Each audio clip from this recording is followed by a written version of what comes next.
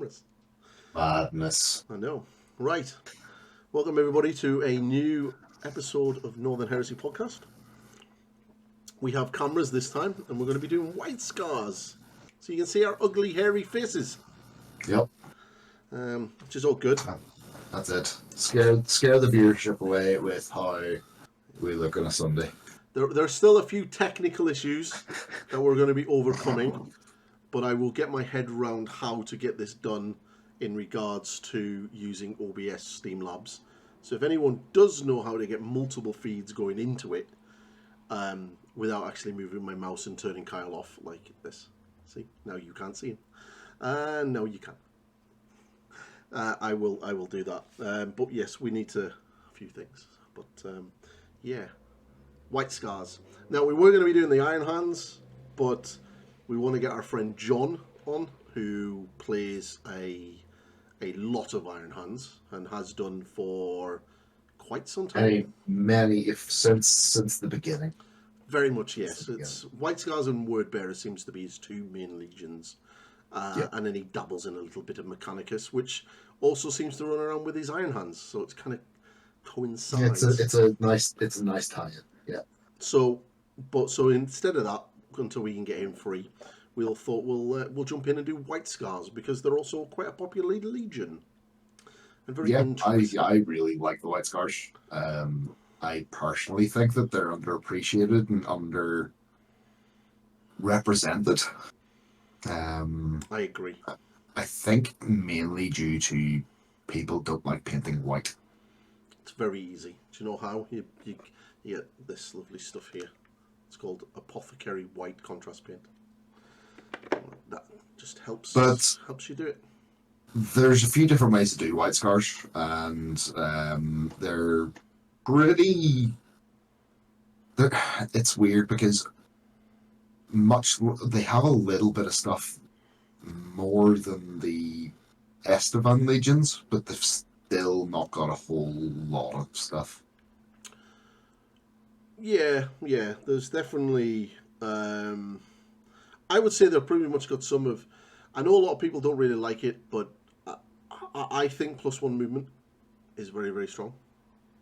Yeah, so their legion trait, having everybody getting +1 movement and being able to reroll Cs is, I mean, it's okay, but the +1 movement is really, really good. Yeah.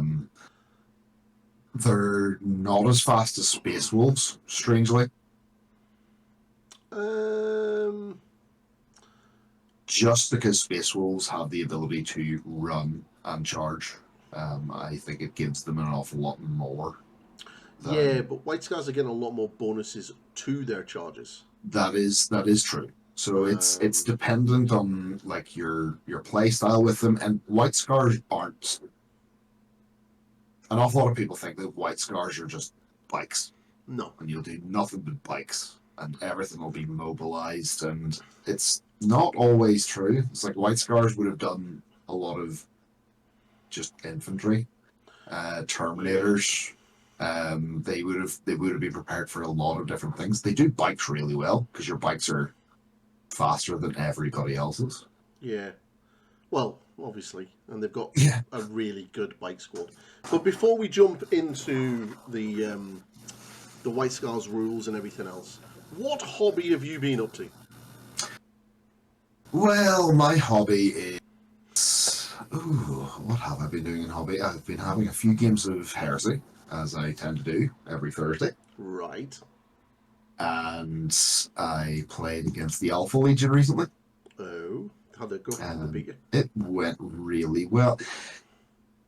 So there was some sort of weird 3D chess pre-game thing that my opponent was trying to do, and being an Alpha Legion player, and they were trying to somehow work out how they were going to deal with my list before I'd even built it.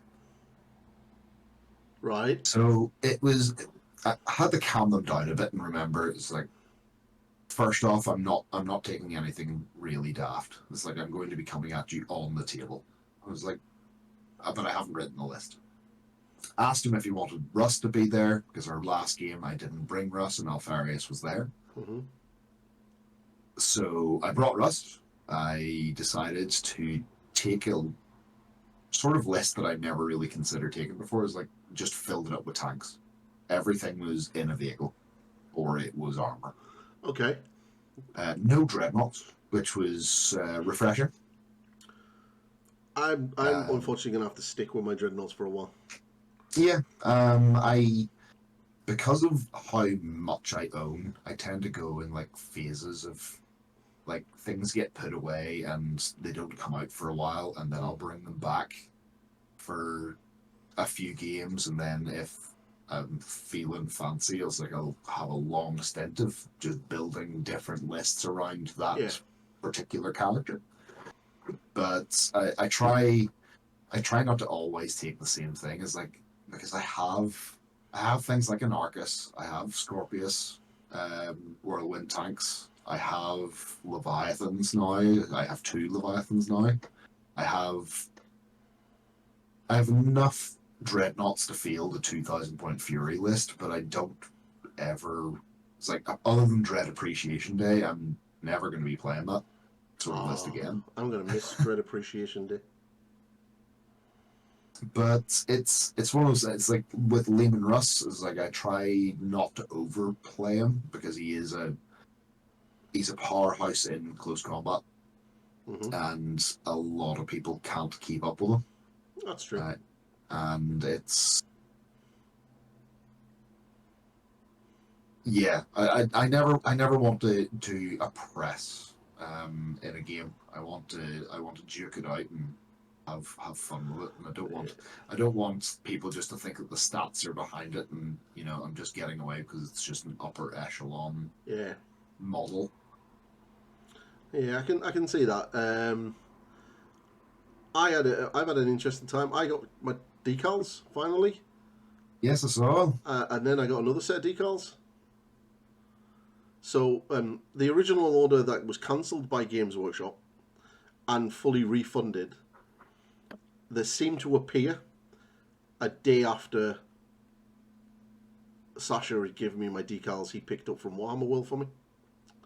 Cool. So I was like, I literally went to work, and I come home from work, and there was like a stiff envelope in my door, and I was like, "The hell's this?" Thinking, is it something to do with my divorce? And opened it up, and it was a load of Salamander decals, and I was like, "But you refunded me the money." So yeah, I've got 2 sets of decals, so I'm quite happy with that. So I've been spending a little bit of time getting my decals on my models that I've painted, working away at a Leviathan Dreadnought, which is like this there. You can get pictures over in my Instagram if you want to see it. So I've got a plan of now trying to get through all my bigger models, and then I can just focus on the infantry. And I had a game against Custody Guard. How'd that go? I left very few Custody Guard. Apparently Vulcan kills Custody Guard really, really well. Valdor was a bit of a speed bump, and it took me 2 turns he took Valdor? Well, that was the only reason why that Vulcan was there, because he said he had Trajan Valorous from 40k. And what did you think of Valdor on the tabletop? Was he really good? He doesn't have Master Crafted. Right. At all, which is weird.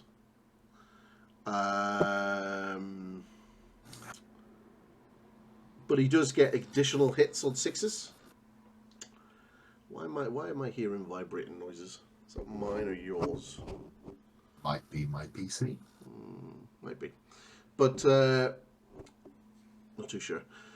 But yeah, he hits on 6s, and well, he hits additional hits on 6s. He doesn't have Master Crafted. He's not as scary as I thought he would be. Okay. Like he was killed by a Fire Drake Sergeant. Interesting. brutal 2 just really squared that away. I rolled really badly with Vulcan, and then the sergeant just whelped him around the side of the head. And Give him a good old bop. yeah, but I wasn't massively impressed with Custodes. Like, they've only got a 6-up invulnerable save. Okay. Is that without shields? That's without shields. Okay. And like, obviously Isaac doesn't have that much. So I mean, I really haven't looked into what the Custodes are like in second edition. It's one that it's in a book that came out slightly later. The only thing that I've dabbled with is the assassin from that book. well, he had an assassin. The assassin kept on popping out, shooting, and I kept on either reacting or moving my Spartan towards it, and then opening up with the las cannons, and he just kept on running away. And then he basically, once I got my Spartan, because I can't return fire with my las cannons on the sides because it's a vehicle, but I can with my pintle mounted melter gun, and I got my melter gun within range of the building, and basically just sat there going, okay, if you come out, I am going to shoot you. Pintle mounted multi-melters seem to be the way to go with the Jacurian types. Yeah. There's the Locust, which is able to return fire with. It allows the main cannon to do return fire. Yeah. So you can make it can make one of your battle weapons do that. Yeah. But then having Pintle mounted means that you can fire any strength. So having the multi-melta is a really good thing. Yeah, pretty much. Normally, I've got multi. And normally they're going to be within 12 because they need to be. Yeah. But I've pretty much got them on all of my tanks. So it was an interesting game. It was pretty much one-sided. I think once Vulcan got into combat, that was it. He just, because he has instant kill, all it taken was him to fail one invulnerable save, and he's gone. And that was it. So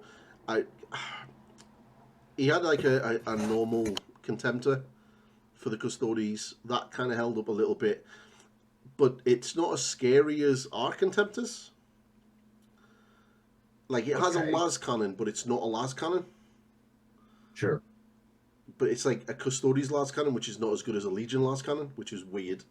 He had the big Telemon, which is a pretty scary thing, but when I believe they do a fair amount of work. they can do if they don't get teabagged by a Leviathan. So, but yeah, I mean, Custodes against Legionaries, Custodes win.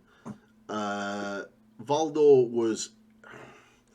I think there's like I took Biomancy because obviously I'm on this journey of playing around with my librarian, and Biomancy is stupidly good. Like getting +1 strength and +1 toughness. So you're walking around with strength 9 Thunderhammers and toughness 5 Terminators is scary. So yeah, there was a lot of cool sort of stuff going on, which allowed me to sort of see how a lot of things in my Legion are going to work.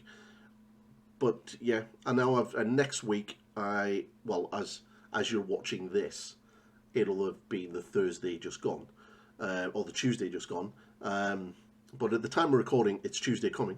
Very confusing. There won't even be that because we're about a week ahead. Yes. Anyway, by the time you watch this, I'll have played Ultramarines. And yes, I'm playing Sasha in his Ultramarines, so no idea what that's gonna be like. I imagine guns. I think power weapons. No Primarchs. So if Vulcan's having a sit out, the Praetor's coming back, and there's no Gila Girl. I've got a feeling there's going to be at least 10 full Mataras. And a Kratos. I'm almost sure he's only built himself 5. He was sniffing around looking for more Havoc missile launchers. So I've got a feeling I'm probably going to get a minimum of 5 full Mataras Terminators. So yeah, it'll be an interesting game. I don't know if he has the Axe Boys yet. The Suzerain guys? Yeah. I'm pretty sure he has an honor guard with them. I've seen him got a unit with shields. Okay. And they're not breaches. So he might have. But yeah, it's been a good week of hobby. And Yeah. and the stream, apparently our most popular podcast so far is the Inducti. It has gone nuts. People like the Inducti. Everyone loves Inducti. Everyone should have a unit of Inducti in their army. Love it. At least. Love the Inducti. Yes. Bring more Inducti. An army of Inducti. We need a right of war for Inducti. Do we? Yes. Yes. Because Chris will... When I played the Night Lords against Chris, he brought 40 Inducti. I like the lean. That was scary. That was a lot of Inducti. Yeah. But yeah, that was a good fight. That was a brutal fight. But yes, White Scars. We're here to talk about the White Scars. We are. Yes. So as we said earlier, their Legion trait is +1 to their movement, and when determining who goes first, a White Scar player rolls 2 dice and discards the lowest, which is a kind of cool. It doesn't work for Seize the Initiative, I do not know, but it seems to be it works for or Seize the Initiative. Yeah, so you can use both. That's kind of cool. That's cool. So yeah, that's a solid rule. That's a nice little quirky gimmick they've got. But one of the things that that +1 movement is really good. A lot of people will say it isn't, but it really is, because if you look at it, like a tactical marine moves 7 inches. It's not flashy. No, it's not. I'm going to get +1 to my bolter shots. No, it's not. It's not super fancy because it's just a stat boost. Yeah, but it's a stat boost that increases additional stat boosts in the form of charge bonuses. Yeah, I mean that's really the thing you've got to think about. That this is like in the old days if you were playing like Death Guard and you were making your Death Guard unit, because they had the Mark of Nurgle, they got +1 toughness. Yeah. This is that sort of thing where your entire army is just faster. Your basic marine is faster. That means you're getting +1 to your charge. I mean, that on just even regular despoilers is still really, really good. Yeah. I mean, you're moving 8 inches, you're getting +1 to your charge. You're moving, is it 12 or 13 whenever you run? Yeah, but you can't run in charge. No, but you can set up for the next turn, right? Yeah, true. But it means that you're standard tactical marine, whereas ours are moving 7 inches and getting 0 charge bonuses.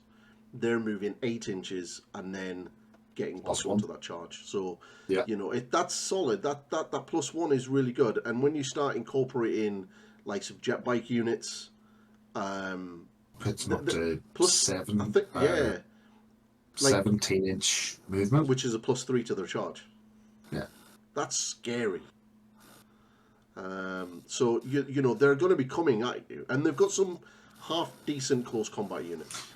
I think the thing about White Scars is that it's more about their maneuverability rather than their outright charge potential for everything.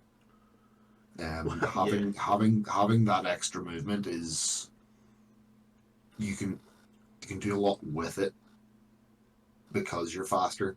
Yeah. I quite like them, and I love their reaction.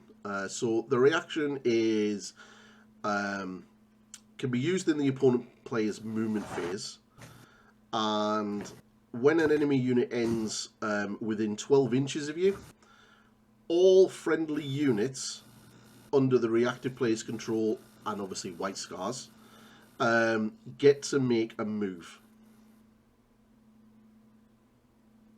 Like all of the units, like you can bait your opponent in with that to trigger it to basically move units out of line of fire, out of line of sight, moving within range to shut something down. You know, you could throw your shield in, like your screening units in the way away from something that's a little bit more valuable. You can pull those bikes completely out of engagement range.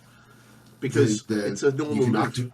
You can activate jump packs Yeah. with it as well. Yeah. So that is, but you're not allowed to run. No. Oh no. No. Oh, damn! My bikes that go 15 inches have to go normal. So yeah, I think it's a very.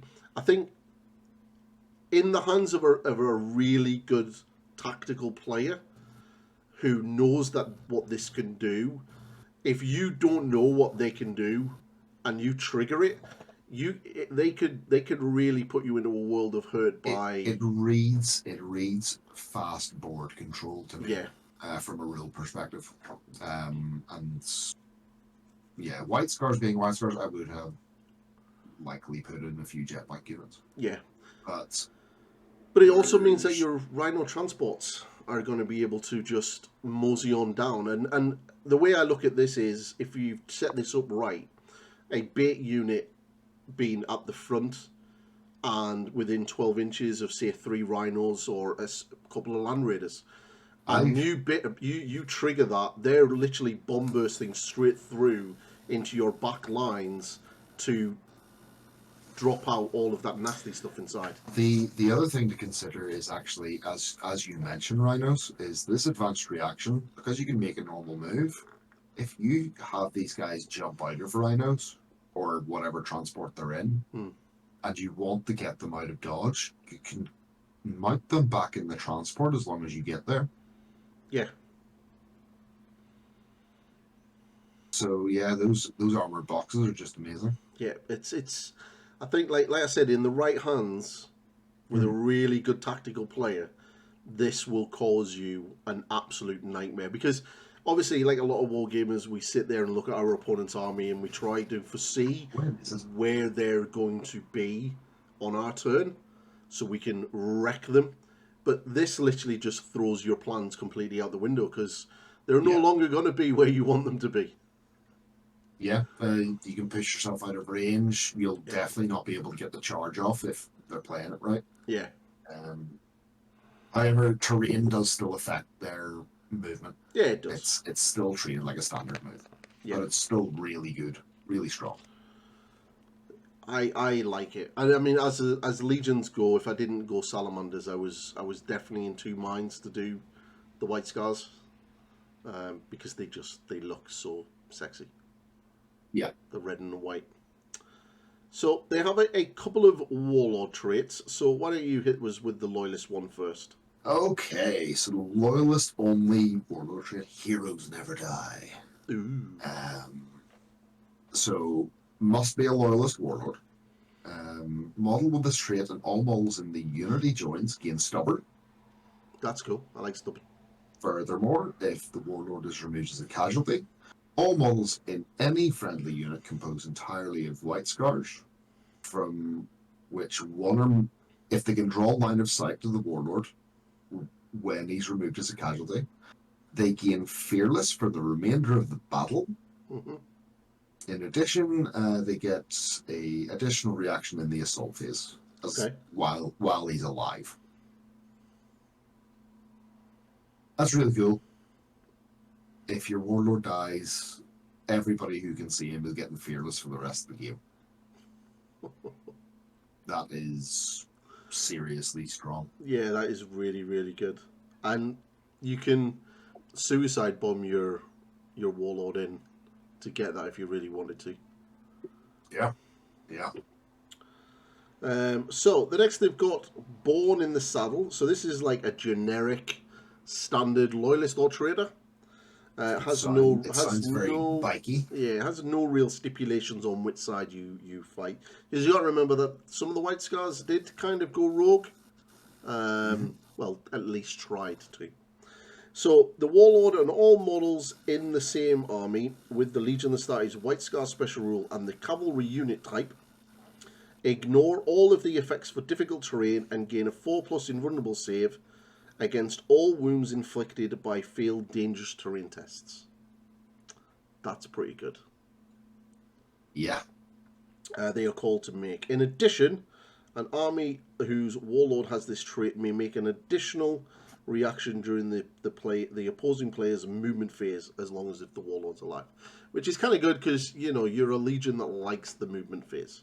So, and if you're going to go bike heavy, that's definitely it's the one for you. That's the one for you, yeah.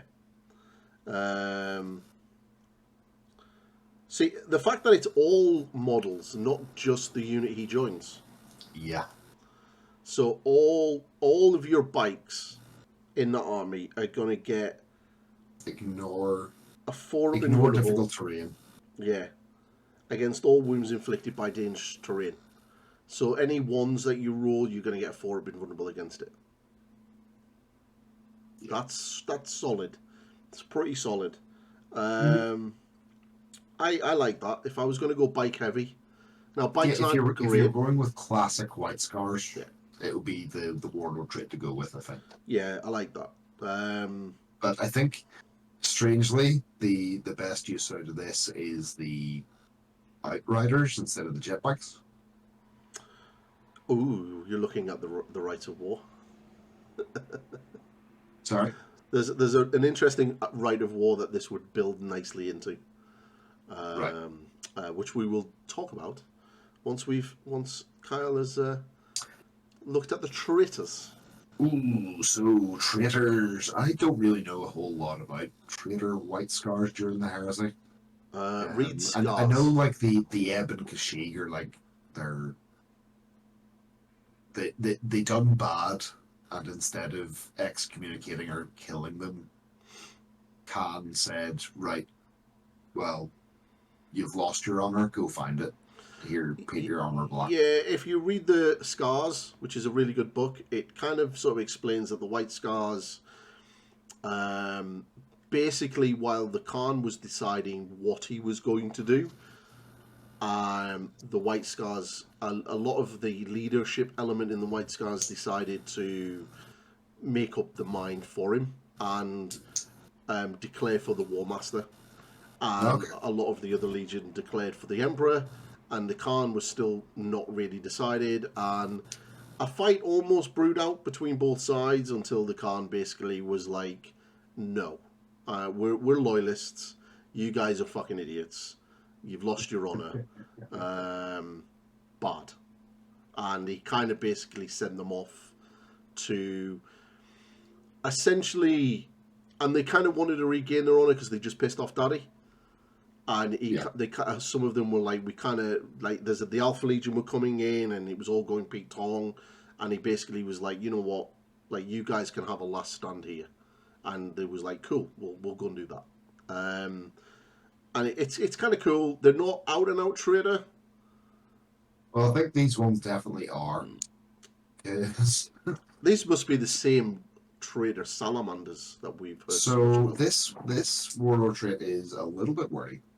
So if an army whose warlord has this trait, includes an allied detachment of Sons of Horus, yes, the warlord in any unit he joins automatically pass morale checks, pinning tests,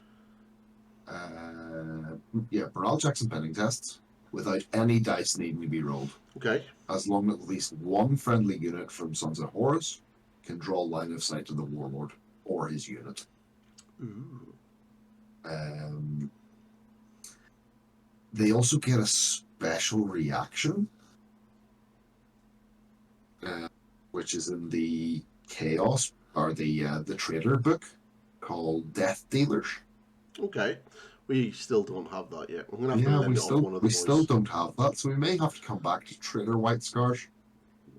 If anyone knows what Death Dealer's reaction from the Trader book is, drop it in the comments below and share it with everyone else. But yes, you get that reaction. Yeah, they get to do that reaction for free. In post editing, if I do have that, it will be here, that side of the screen over there. I'm sure. Yeah. I don't know where I'm going to be on the screen, so probably not. You're not. Let's take you off. So scaring the children. So that's the 3 warlord traits that the White Scars get. Yeah, they're pretty. I think they're pretty good. I really like the loyalist one. The loyalist one's really good. I like that. It's pretty. If you want to like a suicidal warlord to get that fearless army wide for the rest of the game, that's pretty cool. I think if you're gonna born in the saddle is a must have if you're gonna lean into the bikes. Yeah, well, that's the thing, because I think everybody that I know has always got. It's like you can always go and ask, and I was like, what sort of White Scar army would you make? Because everybody has one, they just don't want to. They just don't want to paint it. And I'm definitely in the side of taking their second route of war. Oh, the Shagnar Yeah. Mazian. I I like the Kirkorgian Brotherhood because it's a classic White Scars army. I mean, yes. Yes. And oh no! Why, let's start talking about it since we're on the topic. So it is basically Legion Skyhunter Squadron, so your jet bikes, and your Outriders can be taken as troop choices in the detachment using this rate of war, and they gain the line subtype, which is kind of good because that means they're now scoring. Given jet bikes line is a really good idea. Also, Skyhunter Squadrons and Outriders may also be selected as elite choices, because when you want bikes and you haven't got enough slots to bring bikes, you can double down even more and bring more bikes. So you can bring them as elite choices. But then you need to mark which ones are line and which ones aren't. Yeah, but you've got little red chevron markings that you can paint, and it's cool. I like that. So you can get even more bikes in your army if you really want to. And all models with the infantry unit type in the detachment using this right of war gain the outflank special rule, which is even cool because coming in from off the side of the board is kind of nice. So the limitations is, as you can expect, any unit with the entirely on models with the infantry type in the detachment using this right of war that does not begin play embarked on a model with the transport subtype, or any model with the vehicle unit type with either the transport or fast sub types, must begin play in reserve if the mission allows it. If the mission does not allow it, then you can place them on this table as normal. Basically, if you want them on the table, you're gonna need to put them in a transport, which is fitting. Or make sure they're assault marines. Yes. Or something with jump packs. Yeah. Or you can have them running in on the sides, which can be beneficial, I suppose. From a tactical point of view, you want the jump packs because then you ignore everything in the way. Because you don't want your stuff locked off the board because of some cheeky unit placements. If you get what I mean. Or not getting the rolling for the right edge of the table to get them on. Well, so you don't roll for the edge anymore. You pick a point at the start of the game. Do you? Mm-hmm. Well, do you have to tell your opponent about said point? Yes. Yeah, it needs to be marked on the table. So you just park a Spartan on that point. Well, whenever you go, because all of the reserve manipulation comes down to whether it's ordered or disordered. Right. And if it's disordered, your opponent gets to move the mark a certain amount of inches either side. Yeah. If you succeed, then you still get to move the mark. Okay. I think it's 6 inches either side of it. So you would be able to break that down with a big strung out unit, though. I have been able to do it once by having a unit of Grey Slayers who have skirmish to just have enough space to just completely lock down the point if he won the roll. Yeah. But that I felt dirty doing it. So also on the limitations, surprise, you may not include any heavy support or fortifications unless those choices are entirely composed of models with the flyer subtype. Yep. So Pretty good. Yeah. So typically your Fire Raptor. yeah. So if you want, if you want big guns, you're bringing Fire Raptors or Storm Eagles or Or Xiphons. if Forge World or GW would listen, bring us a plastic Cestus assault ram. I thought you were gonna say Thunderhawk then. Nah, Cestus assault ram is. But we've already established that the new meta is 3 Thunderhawks. I don't know where the ideas keep flowing from, to be honest. That wasn't me. That was not me. I know. I just sat back and giggled at that one. They just went with that themselves. I thought that was brilliant. 3 Thunderhawk meta is the new cheese. It's also stupidly expensive unless you have a 3D printer. But even then, I wouldn't want to print and build a Thunderhawk.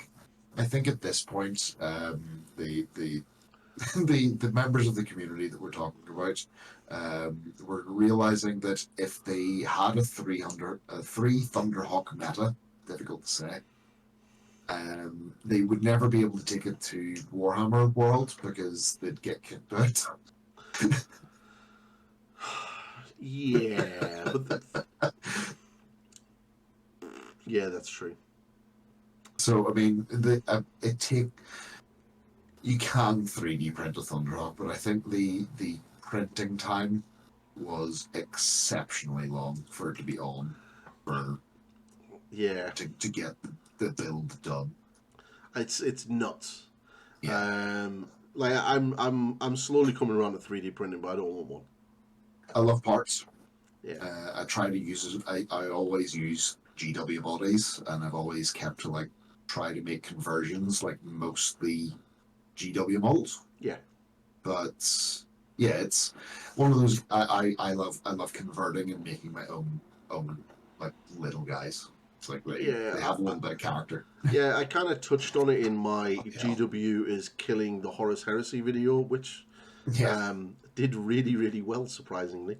And I got accused of being too positive. That's so funny. I kind of touch on that it's a thing. It's a thing that's there to happen, but I'm not really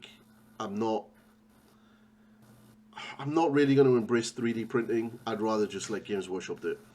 Yeah, I mean, whenever our friends have 3D printers and we need bits, it's always good to have. Yeah. And I have dabbled in 3D parts just for those specific shoulder pads. Some nice bespoke pieces. Yeah. To really make them all stand out. 3D printed destroyer symbol shoulder pads from the destroyers. Yeah. It looks really good. Well, I have apothecary arms that are 3D printed. Yeah. And I have my close combat arms for my Inducti that are 3D printed because I'm not paying £40 for 10 of them from Forge World. And if anyone from Games Workshop is watching this, change your fucking prices and people might buy it or double up what's in the packaging. Because £20 for a set of 20 is or not even that. A set of 10 is probably, I don't know, reasonable. But for 20 quid for 5 guys, no, that's taking the piss. So yeah, that needs to change, or they need to get rid of that once the Assault Marines come out. And don't get me wrong. I mean, I have definitely fallen into the hole and bought resin Marines for my army, and I'm still tempted to before everything goes into plastic and changes how arms go together.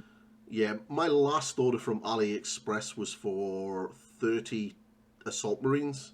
It cost me £60, and at the time, Forge World was selling the bundle for £140 for 30 Assault Marines, and I think it was 2 sets of the close combat weapons. So I was like, yeah, I'll do this AliExpress thing. 8 years ago, I'm still waiting for my product to arrive. I think at this stage that I've lost my £60. I'm never going to get it back. It's gone to China. Yeah, it's I'm funding some sweat camp somewhere, but it's keep it light. It's China.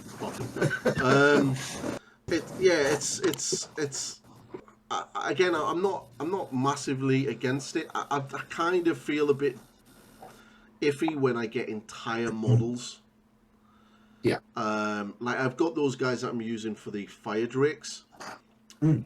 and I'm a bit, and even now I'm a bit, and I have been given some screenshots of some pyroclasts that I could get at extremely stupid prices that are fully 3D printed. But I'm probably not going to, because again, there is an official model there to buy. So I've scratch built my own units before you. It's like in the age old days, whenever GW produced rules for stuff and didn't have models for them right away, especially whenever it came to Forge World. The good old golden days. And Deathsworn were one of those things, and I really wanted them, and was so impatient, wanted to field them, so I gathered as many power axes as I possibly could, and I made it a 10-man unit of them. Mm-hmm. And it's like, I still use them as Deathsworn. It's like, you don't need to use official. I mean, that was just from a Mark IV kit that I built them out of. Yeah, And some but Space Wolf parts. I mean, I could probably sculpt a lot of the parts onto the models to make them look like pyroclasts. But Yeah, there's a unit there. They have the right looking gun. I mean, All them up. I'd rather just buy that. well, that's what I'm saying. Is like, I did that because of, at the time, it was a hit or miss whether we were going to get an actual unit for it, because Forge World didn't always produce certain units. I think rules. I remember you doing them, and I think a lot Yeah. of the discussion at the time was we didn't actually know what Deathsworn were. Mm-hmm. And it was a hard call. And yeah, I stuck to my guns and painted them black, and yeah. I'm glad I did. Yeah, because there was still that sort of that doubt that they might not actually be normal Marines. They might have just been like Wolfen. Because of the way that they were described, I like them as models. I think they're kind of cool.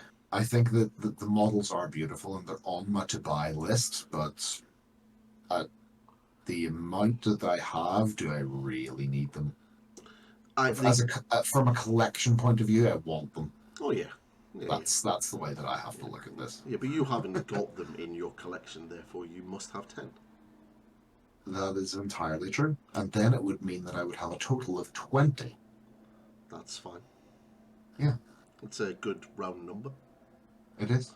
That's good, yeah. And so, White Scars. Right, so you go for the last Rite of War. That was a bit of a tangent, peeps. Yeah, it was a little bit of a tangent. So, this Rite of War, I'm going to probably butcher whatever this is called. Magyar Mazin? Yeah, the Magyar Mazin. We're going with that, and if anybody wants to let me know how to pronounce it, go right ahead. Yeah. Yeah. No idea. No idea. No idea. So, I really like this Rite of War. It's not as free-flowing as the first one. True. But I think it has a lot of potential. It's quirky. Well, so, you can take Ebon Kashid cohorts as troop choices. And they don't gain line. But there's your problem straight away. Right, okay, so I have had a thought about this because I do this with pretty much every Legion, and I'll go in and I'll make like a test list and it's like, what would I do and what would I take? And because they're in the troop section, it frees up the elite slots, and I think that's where you need to lean into on this army. Yes, I think you do. But continue the effects, and then we'll go into... Yeah, so all models of the infantry type must be given both the Karash and Feel No Pain 5+ special rules. That's good. So that is really good. All of your infantry get 5 up Feel No Pain to start with. So the Karash is a special rule that the Ebon Kashik get. So no enemy player may ever score any victory points for the destruction of a unit with this special rule, regardless of the scenario played or any victory conditions in effect. In addition, a model with this special rule may not join any unit that is not composed entirely of models that also have the Kashyyyk special rule, nor So may it's nor a model that does not have this rule may join a unit that includes any models with this special rule. So yeah, so it's White Scar's unique bitter duty, yes, but because everything that's in infantry is getting the Karash rule, so your Praetor still gets it. so everything that is infantry will get Yeah. this version of bitter duty. So on certain scenarios where you're going to get kill points and victory points for killing units, this rite of war basically gives your opponent the middle finger, because they ain't scoring shit for anything that's on foot slogan. So don't bring tanks. Now, the next bit is all models with White Scars and Karash gain Fearless during any assault phase where they making a successful assault. Yeah, I think the effects Really good. The effects are really good. There is just one major downside, and we're going to talk about that in a second. Okay. So the limitations. So limitations. You may not choose to place anything into reserve, such as deep strike, flanking assault, or subterranean assault. So that's a big downside. Yeah. But also not that big of a downside because you're White Scars. Yeah, no, that's not too bad. You may not include any heavy support that are not entirely composed of infantry. So you can bring heavy weapon squads. So you can bring heavy weapon squads, but not anything else. Yeah, so 10-man last squad. Nice. No Primarch, no fortifications. Yeah. Absolutely fine with it. That's good. I wouldn't be building my White Scars force to be typical because I really like this one. Yeah. So we'll look at the Ebon Kashyyyk now. And the reason why I find that this rite of war is an issue. We're just skipping to the Ebon Kashyyyk. Yeah, we're just going to skip forward it. Okay. And the reason why is, okay, so you're getting 5 guys in Tartarus armor for 200 points. Now, okay, they've got Feel No Pain 5+, which is the Rite of War gives you. You've got Stubborn, which is cool. You've got the Special Rule, which the Rite of War gives you. And they're bulky too. The biggest problem that this unit has is they're an elite Terminator unit that's weapon skill 4. But do you really care if you're just making them throw away troop choices? I mean, a 5-man unit of Ebon Kashyyyk is better than a 10-man unit of Tactical Marines. Yeah, but this is your elite unit on the foot. But it becomes a troop choice. It's there to be a nuisance to other infantry. It's to be a bully unit as opposed to taking on other. Yeah, but the problem is they're not bullying anything with weapon skill 5. Yeah, okay, they can run up to other troop choices like tacticals and stuff like that, and you're hitting on 4s. But if you come up against another elite Terminator unit, you're getting your ass handed to you. But they're not getting any points. Doesn't matter, they're just getting lifted. Because you're not hitting them. I mean, what is the power glaive? What is the stats in the power glaive? Because I think that matters. Power glaive, it's +1 strength, AP3. AP3, breaching 5 up. Yeah, and in most cases you're still going to be hitting elite units on 5s. Yep. I think that's the biggest problem. I still think that's what draws me to them, is because nobody rates these guys, and I think that they can do work. No one rates them because they're weapon skill 4, and you're paying 200 points for a Terminator unit that's weapon skill 4. Alpha Legion, or whatever they're called, Lunarians, their weapon skill ballistic skill 4 as well. It's really strange. Yeah, but they've got shenanigans. I don't know. I don't know. Having built-in Feel No Pain is really good. Yeah, I think you're going to hang around for a bit, but you're not really going to... you can't... I don't see... when I look at like elite Terminator units, like we're looking at your Terminators, which are pretty solid, the Fire Drakes, which are really really scary, the Phoenix Guard, which are really really good, the Justaran Terminators. You Oh, know, you're looking at that's the level of what you want to be paying this level of points for. But I don't know. 200 is pretty bargain bin for a Terminator unit. yeah, true, but could you not build a better unit just by taking generic Terminators that are cheaper than this? I mean, like, you could bring 5 Legion Tartarus Terminators that are coming in at 150 points before upgrades. So I think it's more that I am leaning in. I'm leaning into the theme. It's like I'm wanting to take these guys, and I'm happy to yeah, have them. I'm happy to have them slog up the table, and I don't really care about them because they're a distraction carnifex.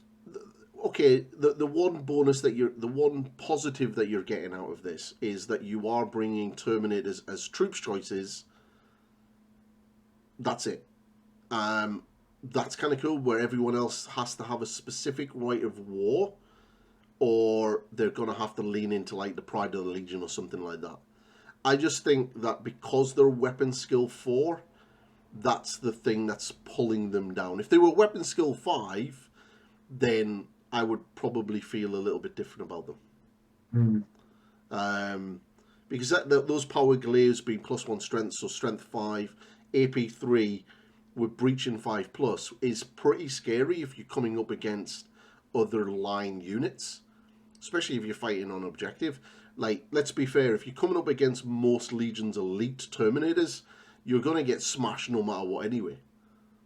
Yeah. So that's far. And I think when we need to look at like so the elite element of this Legion isn't the Terminators, it's the Golden Kashyyyk Squadron. But they're well, we'll get there. I think what we really need to talk about before that is we should probably talk about their armory. Yeah, okay. And we'll get to the Golden Kashyyyk because they are good. They're really good, but for different reasons. Yes, they really are. So obviously the White Scars have their own version of a jet bike, which is cool. So any model with the Legion of Status White Scars, independent character, but not a unique subtype, may exchange a Legion Scimitar jet bike for a Legion Shamshir jet bike with no additional points cost. A Legion Shamshir jet bike has 1 scatterbolt launcher. In addition, a model with this rule can choose to run gains the Shroud 5+ special rule, which is pretty cool. Yep. Now the only thing that's kind of upsetting is you can't give that to a command squad. Or can you? A model with this special rule selects as an upgrade. So you wouldn't get it on your command squad, but your command squad have 2 up armor anyway. Yeah, but you can bring a Scimitar jet bike command squad. You can take a command squad and give them all the Scimitars, and this doesn't give the option for the command squad to also have those bikes. It's just the Praetor gets it, which I think is a bit of a shame, because even if the command squad could have paid an extra 10 points to have all of them, get 1 each, that would have been kind of cool. Yeah. But that's all right. But obviously, if you get this, you gain a 15-inch move, fire protocols 2, hammer of wrath 1, and you improve their armor save to 2+. So, yeah. And the Shatterbolt launcher is a template weapon. Strength 5, AP 4, Assault 1, Shred is good, and Pinning is good. Yep. It's there. It's nothing to really write home about, I don't think. No, I think they get it for free, I suppose. They do get it for free. Yeah, they do get it for free. And it replaces the heavy bolter that you would normally get. Mm-hmm. So we've talked about the Power Glaive, and there's also a Cyberhawk. So any model with the Legion of Astartes White Scar independent subtype that does not have the unique subtype rule can take a Cyberhawk for 10 points. And conveniently, there is a Cyberhawk on the Terminator Praetor model, which is very handy. So basically, at the start of a turn in which the controlling player is active player, a model with a Cyberhawk may select one enemy unit with at least one model within 24 inches. When making a shooting attack against that unit, the model with a Cyberhawk and all models in the unit that he has joined may re-roll all failed hits rolls of 1, and when declaring a charge roll, charge target the chosen enemy unit. The model with the cyber unit and the unit that is joined gets +1 to the charge. So potentially +2 to your charge if you're a basic infantry model of 7 inches. Yep. That's pretty good. Yep, really, really good. Reroll hits to 1. Reroll all ones to hit is really good as well. Mm-hmm. Yep, there's nothing I don't like about that Pit of Warrior. I like that. It's 10 points. It's pretty easy enough, and it just gives you a nice You'll put it on little... your independent characters, because why wouldn't you? Yeah, all of them should have one. Yep. Just a flock of birds flying around annoying people. That's kind of cool. So, I'm really jealous of this. The Stormseer we've talked about in the Librarian video. We talked about the Stormseer, and the White Scars, like the Space Wolves, don't get access to Librarians. They have to use their own version, which is costed the same. They get a little bit. They get a few less access to the psychic disciplines. They only get access to divination, telepathy, and thaumaturgy, and then their own one. Yeah, the last one sucks, by the way, peeps. Don't take it. Yes, because you tried out thaumaturgy, didn't you, Rick? It sucks. So bad. So bad. As I continue this journey on with my librarian, I will let you know what they're like. So far, telepathy is the daddy and king of psychic powers, but yeah, that stupid heal one sucks. So I think Stormseers have a really good place in the construction of a White Scars army. Oh yeah, they're definitely good. Their psychic discipline is great. Mm-hmm. I just love it for the fact that you can give Fleet 4. Yeah, it's Call of the Wind. The other one is a shooting attack. It's a large blast. It's far range. If you're not in range of things, I guess you'll shoot it at people. But it's barrage, so you don't really need line of sight. That's all you need to really know about it. With the Call of the Wind, instead of moving, the Psyker may grant Fleet 2 to all friendly units with at least one model within 6 inches. And if you do a psychic check, that turns into Fleet 4. Yeah. And Fleet 4 is... So, remember that... So, say you're doing this under the Spoiler Squad, which is your bare minimum movement of 8, because you're White Scars. And Fleet 4... And then if you... So that means that you're getting +5 on your charge roll without anything else. Without a Praetor with his own Cyberhawk to +1 that charge again. So, yeah, there's a lot of bonuses that you can put in there. Yeah, there's some crazy synergies to play. Super fast whenever they want that burst of speed to really push. Yeah. A Stormseer is what you need. Yeah, they're definitely going to get it. Yeah. but we went more in depth with the Psalmseer over in the Librarian podcast. So you can check out the playlist and watch that to your heart's content, because at the time of watching this, it will be up. So enjoy. I hope you enjoy. Right, so the big man himself. Yes. Jakatai Khan at 440 points. That is cheap. Cheap. Compared to some of the others. I'm seeing a lot of 6s across his stat line. Yes, he's still weapon skill 7 though. He is weapon skill 7. And he's initiative 8, which pushes him into the super speedy category. Yeah, that's going into Fulgrim's bracket. Yeah. I believe he is the second. He's either as fast as Fulgrim or faster, I think. I think Fulgrim is initiative 9. Then I might be talking out my ass. I think he's baseline initiative 8, but because of the Legion rule, he goes to initiative 9. I could be wrong, so if I am, any Emperor's Children players watching, let me know in the comments. But I'm pretty sure Fulgrim is initiative 8 base, and then because of the Legion rule, he gets +1 initiative. Yeah, so Fulgrim is the fastest of boys, but Khan is second. Khan is up there, and I think Korax is not far off him as well. Yeah, I think Korax and Kurs, I think, are also in the initiative 7 bracket with Russ.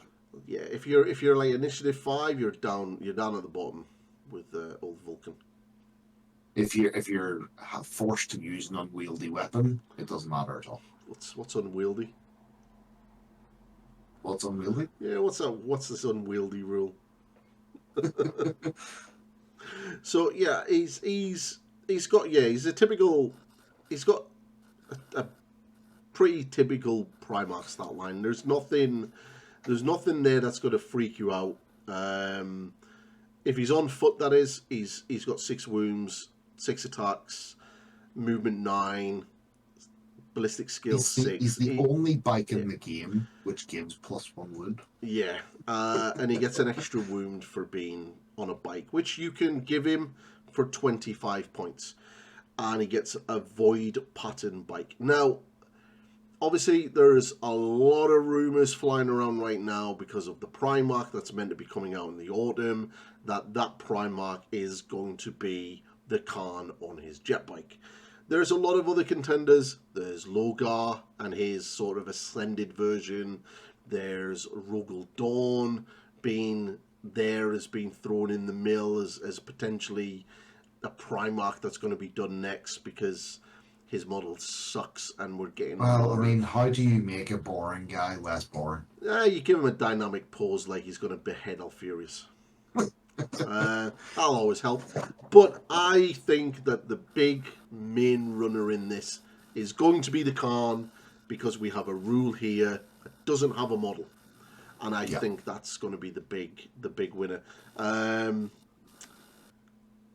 So yeah, if you're a White Scars player, I would live in a lot of hope that the Primarch that's coming this year for the Horus Heresy is going to be your Lord and Master on his jet bike.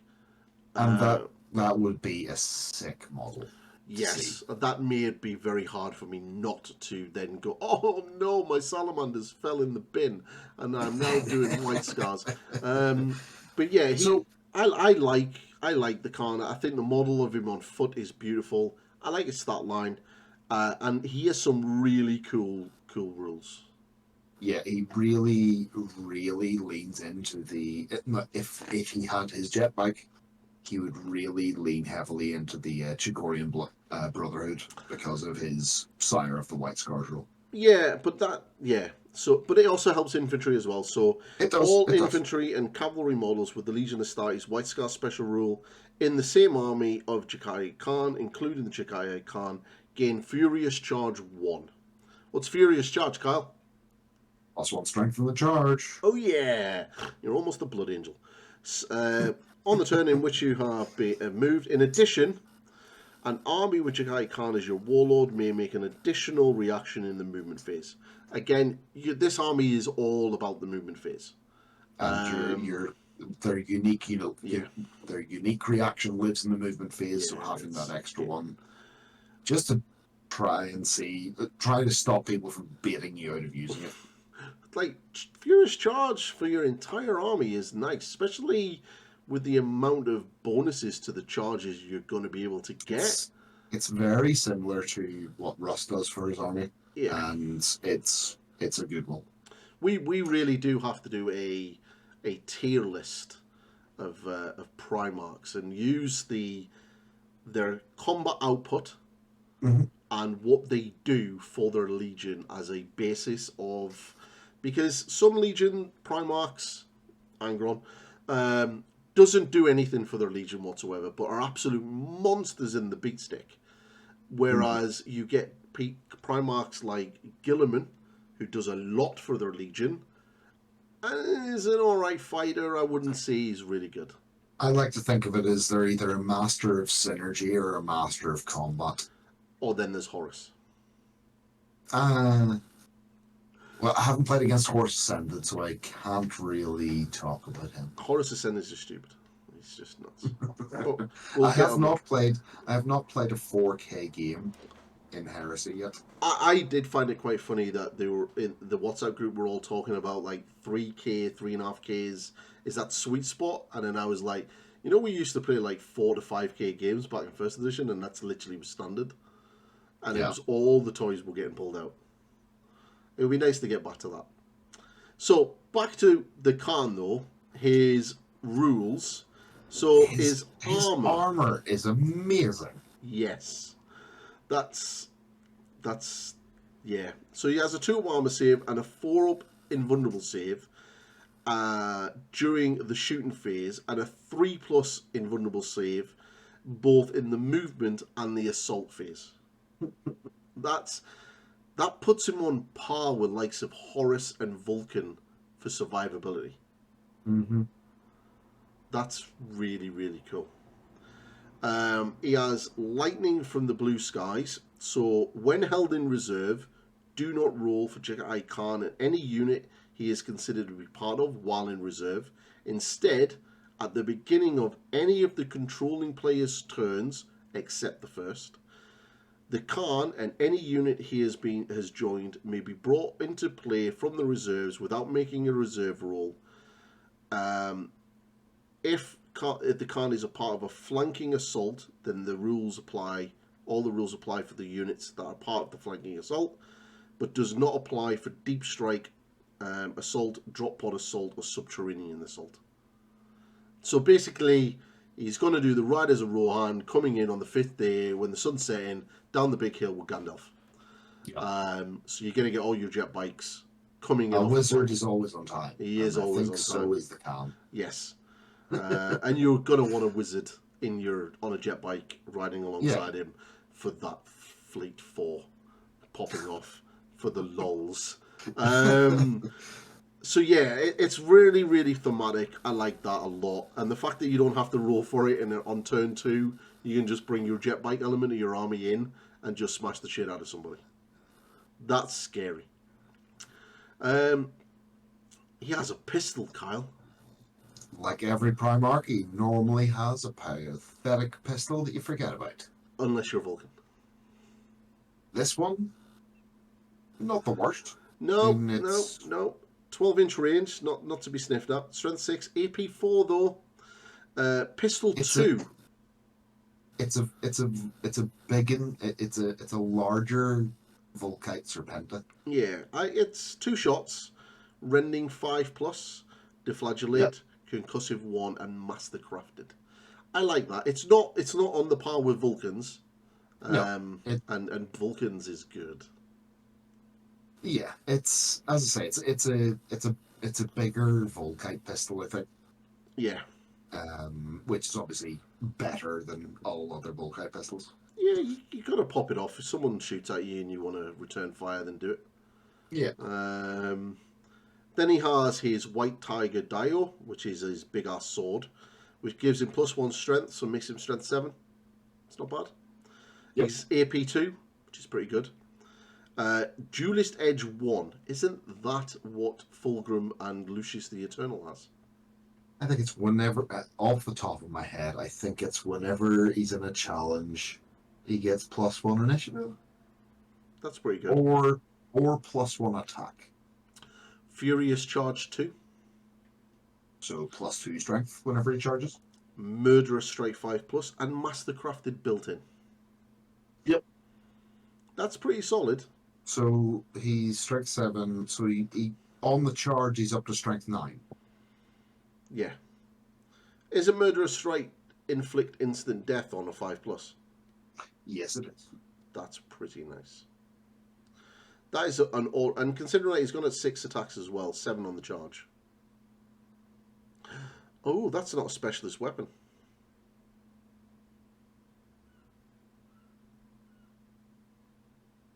So that's not a special. Yeah. That's not a specialist weapon, and he has a pistol, so that he gets, correct.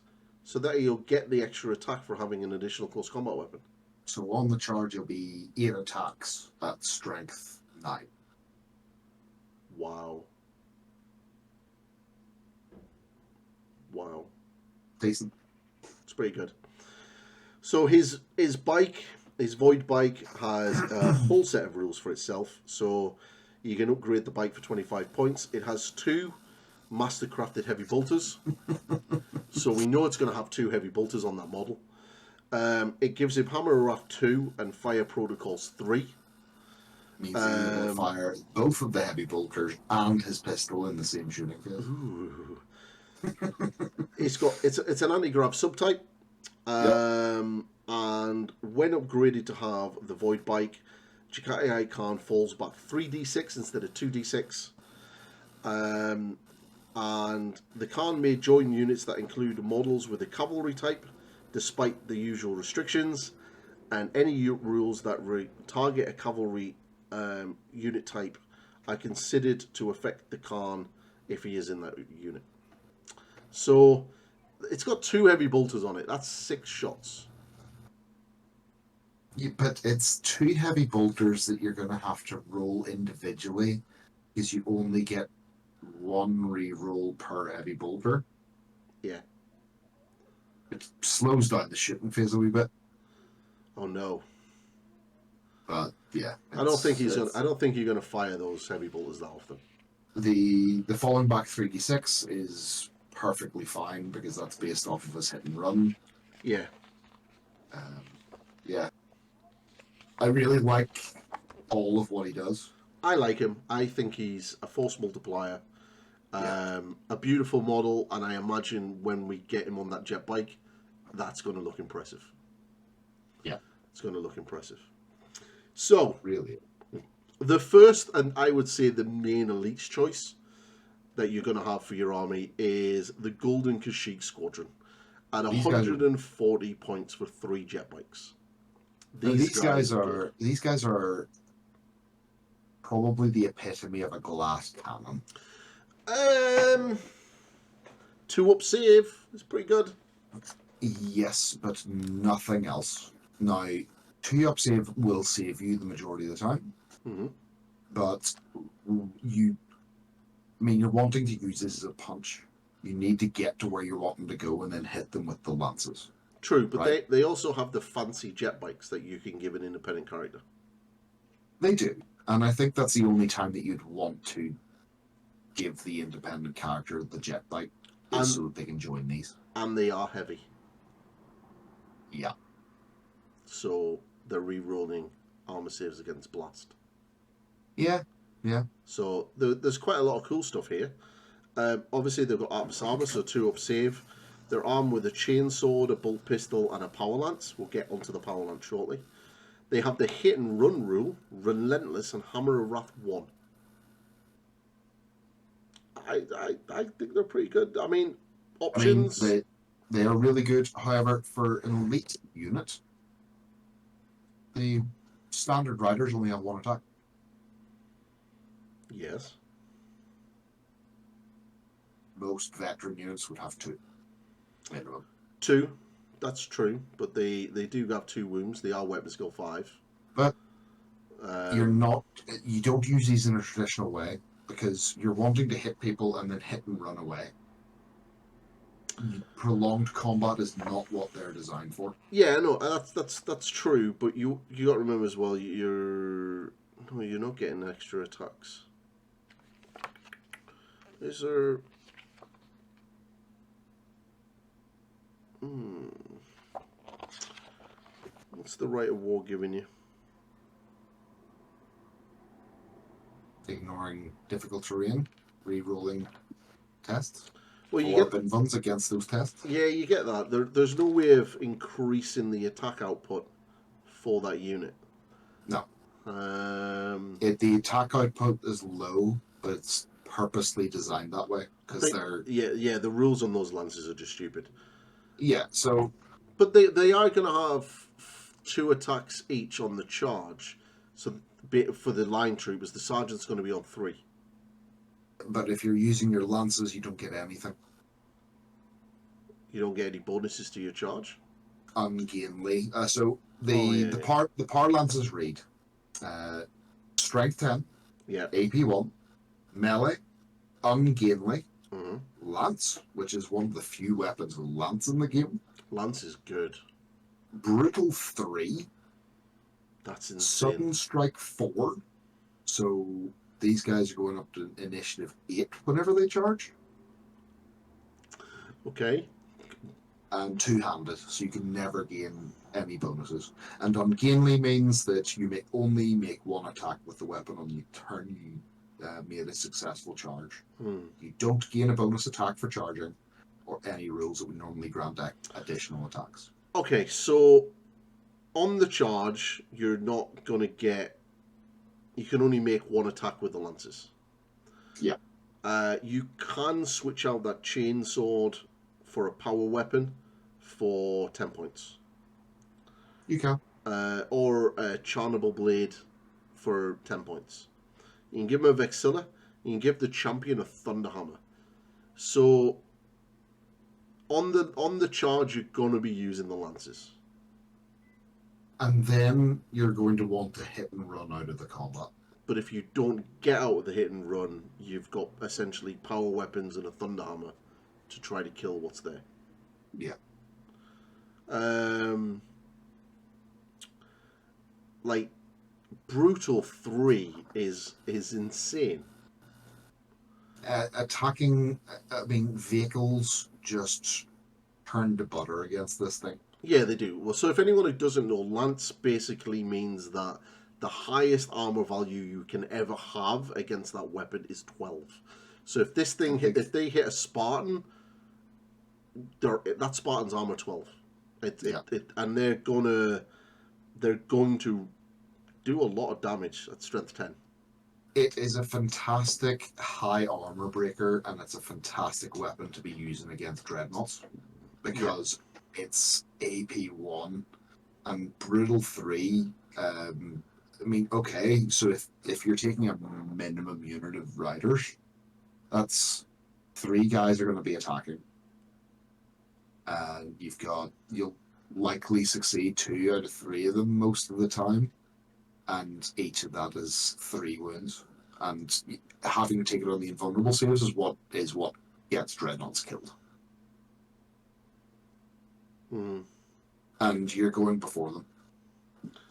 Only tell the weapon or this weapon on the turn at which it does not gain any bonuses for the attack. The sergeant's still getting his 2 attacks with it. Yeah, you don't get any bonuses. I'm not aware. Okay. So the sergeant's still getting 2 attacks. Okay. And then you get your 2 extra dice. The champion's good because he has 2 attacks. Yeah. So that's 4. You're hitting with the lance 4 times. Now, personally, if you're going to bring them, you're going to whap this unit up to 6. Yeah. It's not one that I would take in multiples. No, I know. I would have 1 big unit of this. Yeah. And the thing is, you can't give a Praetor a power lance, which is a shame. because I would be very inclined to bring a Praetor on a jet bike and put them in this unit. But you are going to get your Hammer of Wrath hits on the way in. Yeah. And then you've got to hit them with the Lance with your stupid high initiative. And then at the end of the combat phase, you're going to run away. Mm-hmm. It's true. So I like them. I think they're pretty good for 140 points. They're different. Again, it's both of the Kashyyyk units, I think, are very different from what most other Marine players expect from a unit. Yeah, definitely. The Golden Kashyyyk do a very good job, but it's a very specific job. Yeah. This is the unit that's going to get targeted, and this is the unit that you're probably going to use your Legion reaction to get out of dodge, because you don't really at the want same to time, down all of that does mean that all of the Golden Kashyyyk have the scatterbolt launchers on their jet bikes. They do. So that means that you have a lot of flame markers that you can be putting down with pinning, which in multiple quantities is much better than just one-offs. Yeah. Just because it gives you a higher chance of wounding, which means you're forcing them to make the check. Yeah. So yeah, it's like having a few of them. It's like if anybody tries to charge them, they're going to get maybe pinned on the way in. Yeah. I definitely I think they're very good, and I think if you're leaning into the jet bike army, like you're going to bring, like you're not going to fill your elites choices with like more jet bikes or outriders. You're probably going to bring or try to bring 3 6-man units of these. Ooh, that's a hard sell, I think. It's definitely if Khan gets his bike, I would want a unit of these at max strength to go along with him. Yes, well, definitely. And I'd be putting a Primus Medicae on a Shimshar jet bike to put in with them. Like my Salamander command squad on jet bikes that I come up with. Yeah, because the White Scars can do it even better. Yeah, but my Praetor wasn't going to die, unlike other Praetors. I like these, and if I was doing White Scars, minimum, cool. I would have 12 of them in my army. They're a cool looking unit. If I was to do White Scars, I'd want at least 6. Yeah, minimum you're gonna have 6. Yeah, especially if you bring in the Brotherhood Rite of War. So now, I also put a caveat in that because I do still have to remember that I play the other. I would play the other Rite of War, and I probably wouldn't field them in that army. You wouldn't bring them with the. I wouldn't bring them in the. What do you call it? Shanzmazin. Sagyar Mazin. Do you know what wouldn't bring the Exiles Rite of War? You wouldn't bring them in that one. If you read the fluff that says that they're exiles. Yeah, I wouldn't take the exiles. Yeah. To be fair, if I was playing White Scars, I wouldn't play that Rite of War at all. Yeah, I mean it's from 2 different viewpoints, and I think that's the great thing of it. Yeah. Is I like those quirky, like the quirkier side of the game is like it's always the underdogs or the downtrodden, or there's somebody who doesn't fit in, and they're the ones that I sort of lean to. It's nobody likes taking them. How can I make that work? Because then nobody ever expects them. But one of the things that the White Scars have that we've not really looked at so far is a fast attack option. Yes. And they have their own Assault Speeder Squadron, which is 105 points, and you can have an additional 2 for 105 points each. Now, they do have this as a complete model kit from Forge World entirely for you, which is kind of nice. Heavily modified Javelin chassis. It's pretty cool. So it's exactly what you expect. It's got a bolt pistol. It's got a chainsaw. They're in power armor. They're in their weird speeders. They have deep strike as standard. Because they're a land speeder. Yeah, they get the deep strike. They get the firing protocols 4. Ooh. And they got Harbingers of the Legion.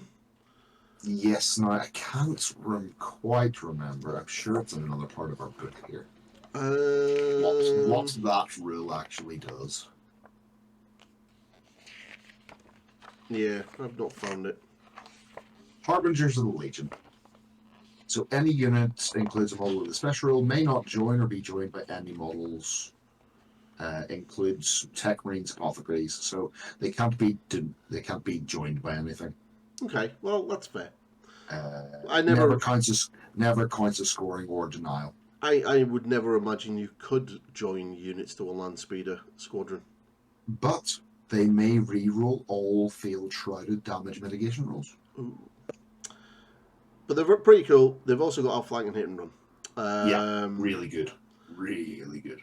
So you can obviously, like I said, you could add an additional 2 at 105 points each, and any model may take 2 hunter killer missiles for 5 points each. Nice. I like hunter killer missiles. They're just fire and forget. With the way these things are, these things. So the special speeder that they get, what do they call it? Kazagan assault speeder. Yeah. Is a javelin, but it has a front-mounted assault cannon. Carries assault cannon for everybody, and 2 Reaper autocannons. And being able to add, I think this is one of those units where if you're taking a lot of them, you take a lot of hunter killer missiles. Yeah. For 5 points each, it's a steal. It's on a solid fire platform where you're going to be able to engage either light armor or heavy infantry. I think it's a solid choice to support a speedy White Scars army.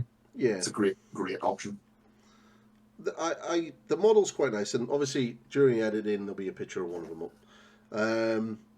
But the model is pretty cool. Now the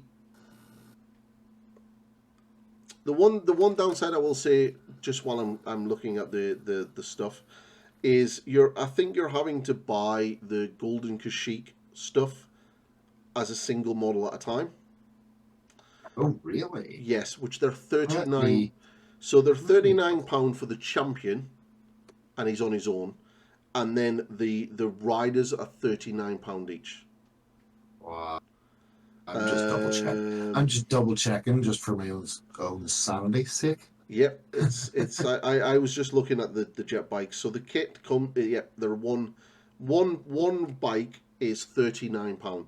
Now, to be fair, I would just buy normal scimitar jet bikes because they're very similar to them anyway, and I would outsource lances for them.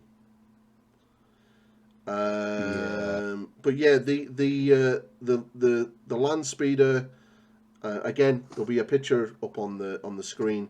Basically, it's got a big ass assault cannon at the front, and 2 big Reaper autocannons on the sides. It's a really cool looking model. It's not what you see in the book underneath the rules. That's just a normal javelin. That's why I was looking at it going, I can't see. Now, the biggest thing, the difference, just a quick one, as we're talking about models, whereas the Scimitar jet bike and the Golden Kashyyyk is obviously the Golden Kashyyyk doesn't have the weapon mount at the front. Yeah, they just have a big They just have like a big air induct. But that's easily filled in, and you can. So it's probably cheaper to sort of not put the weapon in there, and then basically fill it in and smooth it out with some milliput green stuff. You know what? I'll do one, and I'll do a video on it. It's just to show you how it's done. But yeah, I like the squadron. I think it's really good. I like encouraging fast attack slot use. Yeah. And this fits perfectly in theme with what you're wanting to do with White Scars. Akere's assault cannons are really good. And it's just more cavalry anti-grav, so you're just going to lean into your Rite of War crits. Yeah. I would probably get a couple of these, no more than 3. I reckon 2 is the sweet spot for one of these squadrons. Oh, you take them as squadrons? I'm not a fan of squadrons. Land speeder, I mean, that's 8 wounds at toughness 7 that they need to chew through, and it's a lot of shots. It is, but I quite like the idea of 3 of them as 3 separate fast attack options, just flying around doing their own thing, being annoying as shit. As we're talking about fast attack options, I actually have the legacies document with the fast attack unit that they gave them. You know, I think you'll like this one. But it's legacy, so I won't. Oh, let me read through it, and we'll see what you think. So, Falcon's Claws, Right, 95 points. Right. Stats of a Marine, except for their save. Instead, they have Scout Armor at 4+. Wow. You're not selling it. You start with 1 champion and 4 Falcon's Claws. Right, okay. They all have Scout Armor, as I said. Yeah. Frag and crack grenades. Yeah. Throw out bombs like Scouts. Okay. And all of them have 2 Lightning Claws. Scouts with lightning claws.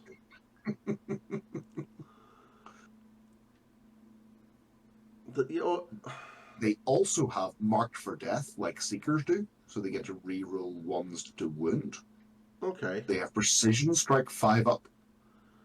I can see why they never made a model of these. Yeah, because, well, first off, Scouts. They really do need to make plastic recon armor. They really do. But Scouts can replace their Lightning Claws with power weapons and bolt pistols for free. Yeah, but you're not going to, because Lightning Claws are the king. So, the champion can take a Cyberhawk. He can. That's very cool. And 5 additional for 16 points each. Sounds kind of cool. I like the idea of a bunch of scouts running around with lightning claws. Hilarious. It doesn't scream White Skulls to me. It seems like something that should have been coming out of the Raven Guard. But yeah, I like that. And as a modelling exercise and project, that would be pretty cool to do. Yeah, for a modelling opportunity, I think it hits a lot of the boxes for me. I would sort of try to get something that's a little bit smaller and compact for the Lightning Claw rather than the big Power Fist type ones, because that would look derpy as shit. And it just seems to happen that there is going to be new Scout models in appropriate size and proportions coming for 40k in the new Marine release. So maybe, if anyone's watching... I would actually go as far to say that I would... this is another one of those units that I would include in my Sakyar Mazin Rite of War. Well, that's because you're just mental. Whenever this army actually happens, though... You're not going to do a White Scars army. And you're not. You're never going to do... I'll probably end up doing a White Scars army before you. Likely. Yeah, you'll have like 20,000 points of Space Wolves before... Tell you what. Go on then. Start of next year. Start of next year. You do realise we're recording and this is going to be on the internet. I do realise that we are. And the internet never forgets. The internet does never forget.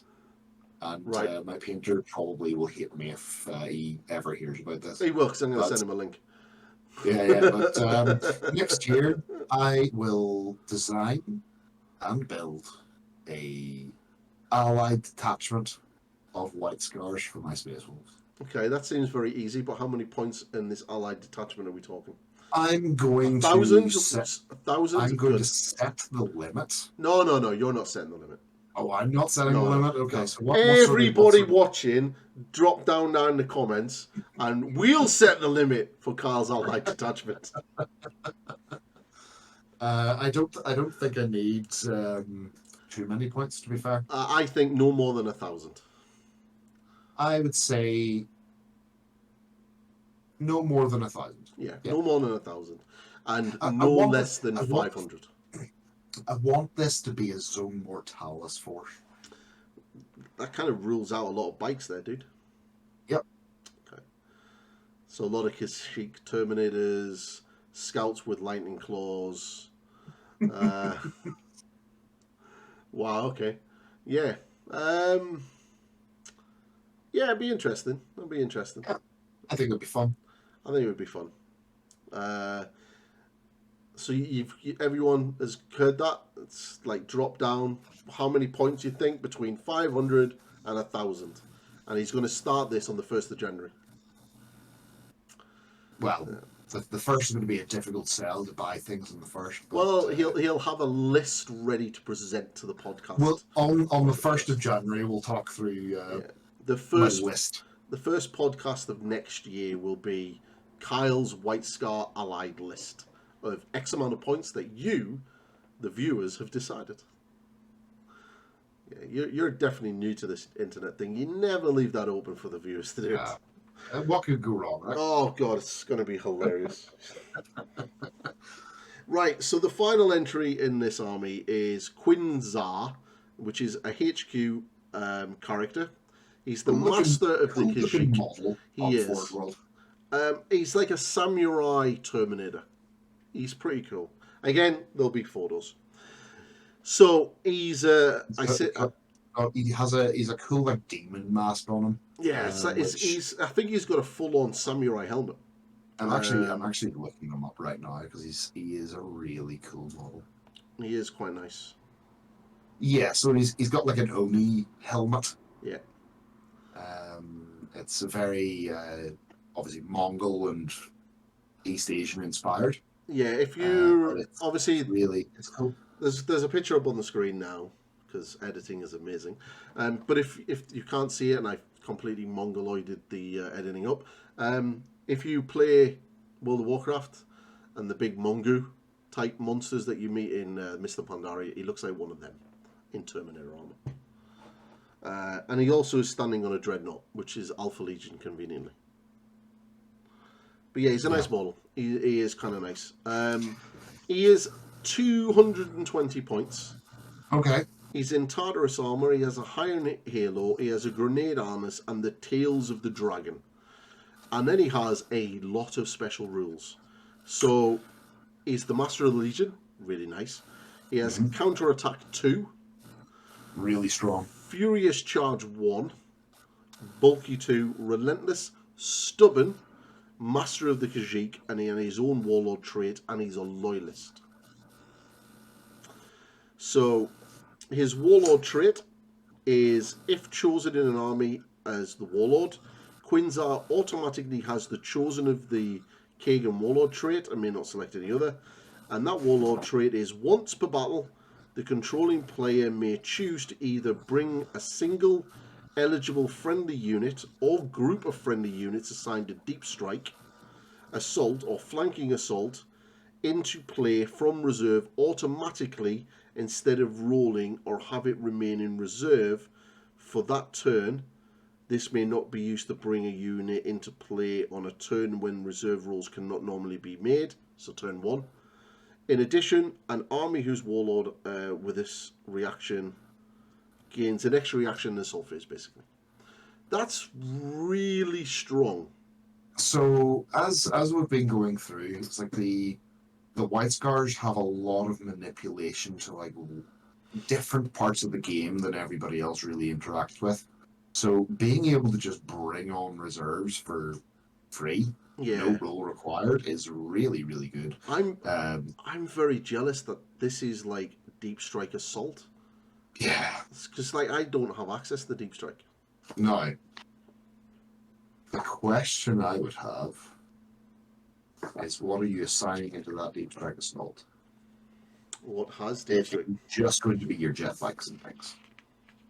The cachet. Oh yeah.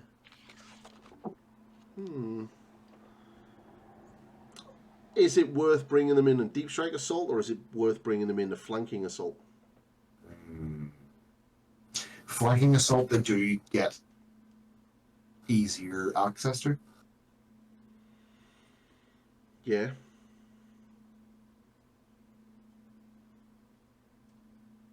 But, I mean, it's not impossible to do both. Now, here's the thing. Could you build a Flanking Assault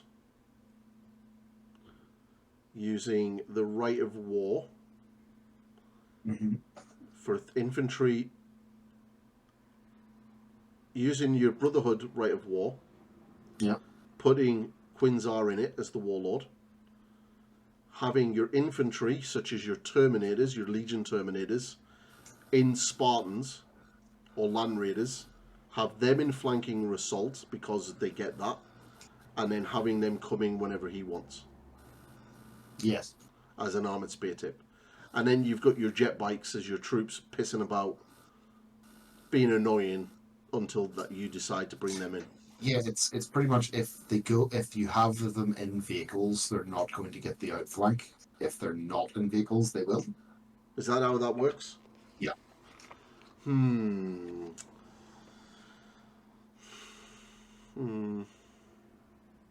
Well, let's read this. So the also has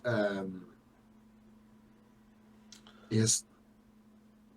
I actually thought that his rules were a little bit more substantial than this. Well, But that is the chosen of the Kagan. His warlord trait is really good. yeah.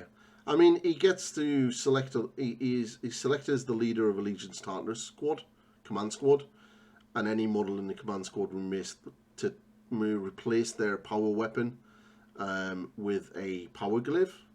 Which is really good because normally they wouldn't get it. Yeah, pretty sure that the now The that power glaive is it's the same weapon that the Ebon Kashyyyk are having. it's almost And like you can use those models for not just being the Ebon Kashyyyk, but also take them as a command squad.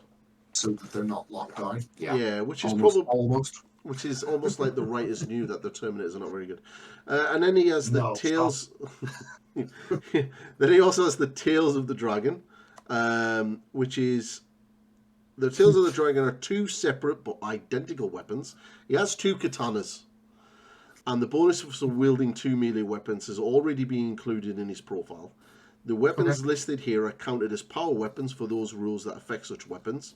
When attacking with the tails of the dragon in close combat, select one of the profiles to use shown below at the start of each of the controlling player's assault phases before any attacks are made. So, Okay. you can split the mountain for plus 3 strength at AP2, melee unwieldy, so you're going to be striking at initiative 1, but you gain mastercrafted. Now, bear in mind, he does have 5 attacks, which is quite nice. 6 on the charge. 6 on the charge, and anything else that you may try to give him. He also has Furious Charge, so that would be Strength 8. Yes. So that's an important number, of course. That's kind of nice. Then he has part of the horse's mane. Interesting. Plus 1 strength, still AP2, melee precision strike 3+, and mastercrafted. I like that. He's an interesting character.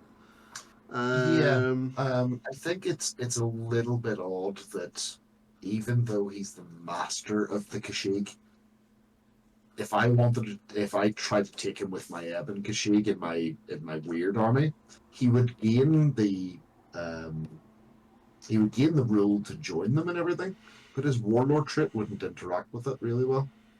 Yeah. But I think when we're looking at the Kashyyyk, you have to look at the fact that there's 2 types. There's the Kashyyyk on the jet bikes, and then there's the Ebon Kashyyyk, which are the ones that kind of pissed the Khan off and got told to go and find a glorious death. It's the 2 sides of the coin. Yeah. Whereas one side you've got the golden ones, which are praised, and they get all the cool stuff. Yeah.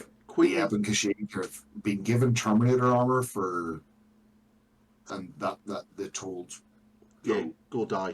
Repay your debt or die trying. Yeah, Quinzar is basically, I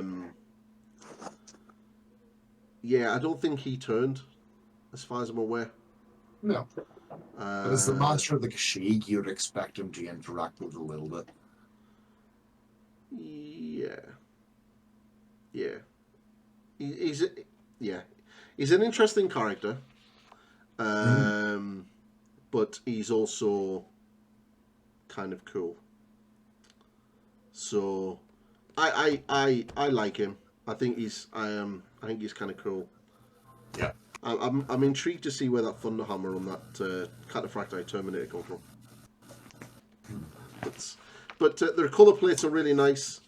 Obviously white with the red markings. That's going to be the hardest part about painting it is getting that red markings on. Their destroyer squads, by the looks of this, look really cool. They're red. Yeah, I like that. Which is kind of cool.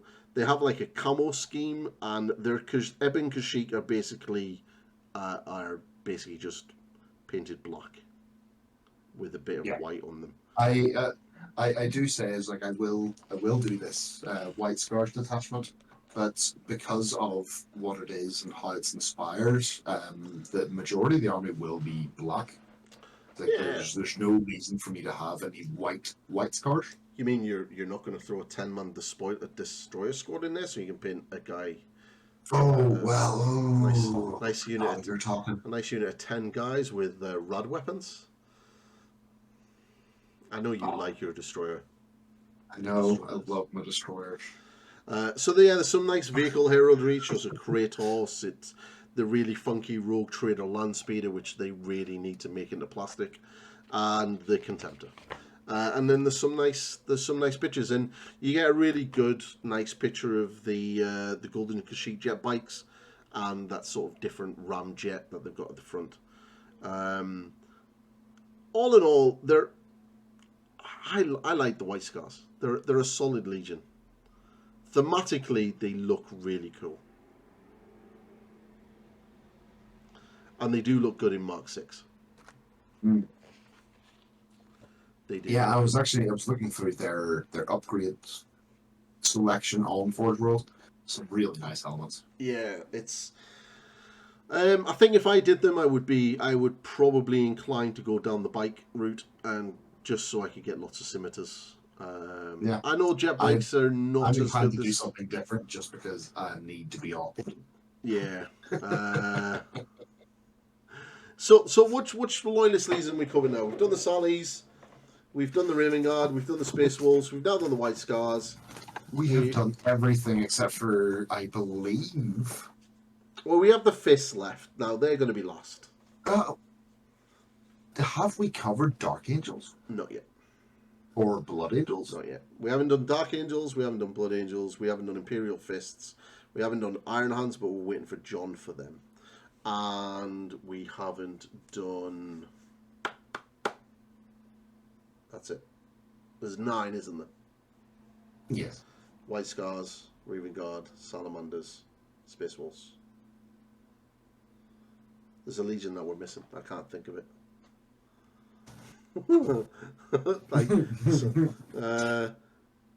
We need to do Blood Angels. Ultramarines. Oh, that's the one. The Ultra Smurfs. It's like we almost forgot them. Sasha's going to be so upset if he's watching this. Oh, that's because they're not poster. It's because they're not the poster childs. They're now going to be forgotten, like the Raven Guard and the Salamanders, and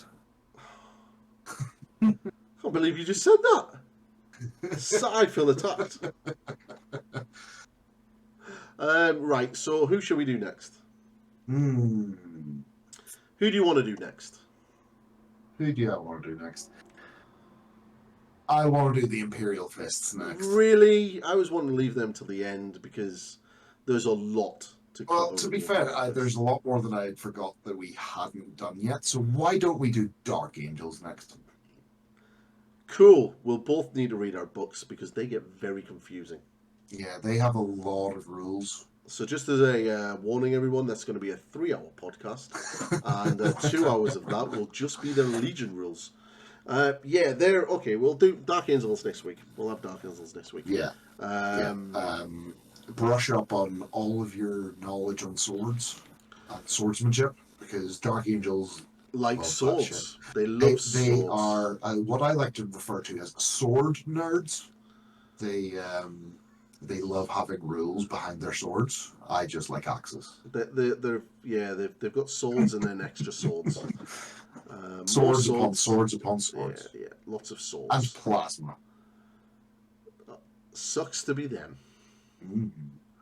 So yes, but if everyone has enjoyed this, leave us a comment. If you like the cameras, now we've got webcams and you actually see us, and you know we are actually interacting with each other. We're not just like talking To dudes. faceless And there bodies. will be obviously like you've seen it. I've edited it. There'll be pictures. Honestly, if there isn't, let me know. And yeah, so almost at 2,000 subscribers now, Carl. Nice. Almost there. We are, I believe, about 41 away. 41, 42 away. 42. Not far. I reckon that you could smash that subscriber button and let's see if we can at least get to 2,000 by the next one. Mm. That'd be cool. Wouldn't that be a thing? That'd be cool. We will get hold of a traitor book. We've got a couple to go, but yeah, we're going to need that trader book. So. And then we'll start cracking on with the traders. We've kind of covered Cothonia, which was very fun. It's a very interesting book. And then it's just basically the legions, and then I think we'll. Speaking of Cothonia, did actually get to play one of those core missions the other day. How did that go? I find it really fun. Is that the new ones that only go to 4 turns? They do. Yes, I like that. And you score each and every turn based on what the objective is. Ooh. So we got mission 5. So Okay. There's a single objective on the board. And before either person deploys, it scatters. Okay. And then each time a unit scores it, and your score is going to be determined by what turn it is. So if you score it in the first turn, you're going to get 1 point. If you score it in the 4th turn, it's going to cost 4 points. Mm-hmm. And whenever you score it at the end of each player turn, it fucks off and it jumps around. And you have to chase the football across the table. Try and hold on to it. Yeah, that's pretty cool. So it's king of the hill, but the hill keeps moving. Right. I like the new format that they've got. I like that 4-turn format, and then you roll it for turn 5. It's nice. I think I need to play with them a little bit more, but certainly having a dipping session and having a chance to actually play them, it worked really well. Yeah. Yeah. I'm currently writing a scenario for fighting in rad wastes and nuclear waste grounds and hazard environments for a narrative day that I want to run in November. So once I'm finished that, we're probably going to have to test it to see if it works. Yeah. It's shaping up quite nicely, but once it's done, we'll share that with the wider public. One thing that I will say is I'm tempted to steal a little bit of inspiration from the Heresy Hammer podcast and make up a hashtag. Ooh. And then you guys can all hashtag on Instagram your heresy models, and we can start looking at them at the beginning of the podcast, because it really works for those boys, and stealing good ideas from other podcasts is a good idea. Mm. And we are to over 10 episodes in now, by the way. Nice. I actually thought it was more than that. No, we are over 10 episodes in. We are in, yeah. We're getting there. Hence the reason why we now have base camps. So we're definitely getting it. If there's anything specific that you would like us to cover, then leave it in the comments. Like if you want us to do specific units or unit types, and even tacticas, or you have an army list that you would like Kyle to go over. Not me. No, I'm your narrative player. I think we do need to. I do need to take a little bit of a stop and talk about how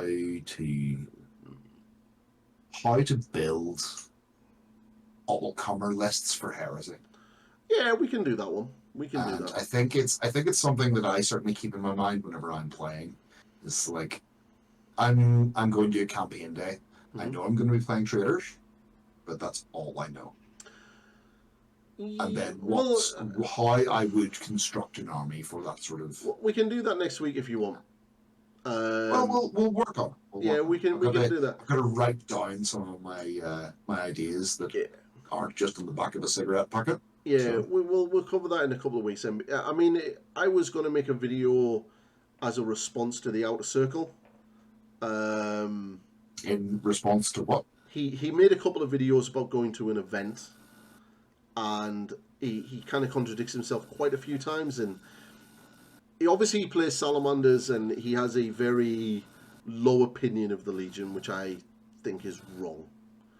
And I was going to make a response to that, but the all-comers list idea kind of leans into what he was talking about. Oh, right, okay.